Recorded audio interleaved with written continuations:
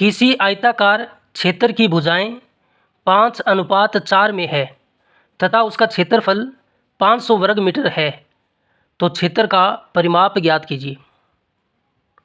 हमें एक आयताकार क्षेत्र दिया हुआ है। आयत के अंदर क्या होता है, आमने सामने की भुजा बराबर होती है।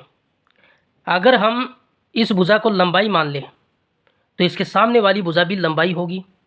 इस भुजा को हम चौड़ाई मान लें तो इसके सामने वाली भुजा भी चौड़ाई होगी, जिसमें हमें इसकी एक भुजा का मान 5 दिया हुआ है और दूसरी भुजा का मान 4 दिया हुआ है, लेकिन अनुपात में दिया गया है। जब भी कोई संख्या अनुपात में दी जाती है तो हम अनुपात को हटा सकते हैं। हटाने का तरीका क्या है, उसके गुणा में x लगा दो।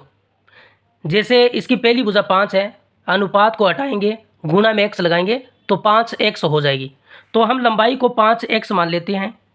दूसरी भुजा उसकी चौड़ाई है, चौड़ाई का मान 4 दिया है, अनुपात को हटाकर गुणा में x लगाएंगे तो चौड़ाई 4x हो जाएगी। और फिर हमें क्या दिया है, आयत का क्षेत्रफल दिया है। आयत का क्षेत्रफल कितना दिया हुआ है, 500 वर्ग मीटर। आयत के क्षेत्रफल का फॉर्मूला क्या होता है, लंबाई गुणा चौड़ाई होता है। इसका मान हमें 500 वर्ग मीटर दिया हुआ है। लंबाई का मान कितना है, 5x है। चौड़ाई का मान कितना है, 4x है, बराबर 500 वर्ग मीटर। 5 का 4 से गुणा करेंगे 20 आएगा, x का x के साथ गुणा करेंगे x स्क्वायर आएगा, बराबर 500 वर्ग मीटर। x स्क्वायर का मान निकालें, ये 20 गुणा में है, उधर जाएगा तो इसके भाग में चला जाएगा।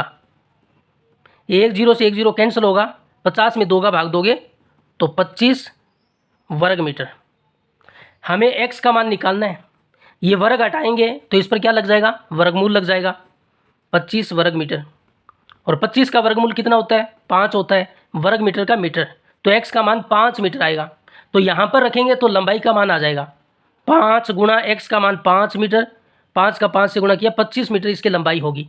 यहाँ पर रखेंगे तो इसकी चौड़ाई का मान आ जाएगा 4 गुणा x का मान कितना है, 5 मीटर, और 5 का 4 से गुणा किया तो 20 मीटर इसकी चौड़ाई होगी। हमें क्या निकालना है, आयत का परिमाप निकालना है। तो आयत के परिमाप का फॉर्मूला क्या होता है, आयत का परिमाप, आयत के परिमाप का फॉर्मूला होता है 2 गुणा लंबाई प्लस चौड़ाई। 2 गुणा लंबाई का मान कितना है, 25 मीटर है, प्लस चौड़ाई का मान कितना है, 20 मीटर है। तो 25 में 20 जोड़ेंगे 45 आएगा, 45 का 2 से गुणा करेंगे तो 90 मीटर इसका परिमाप होगा, और ऑप्शन सी सही होगा।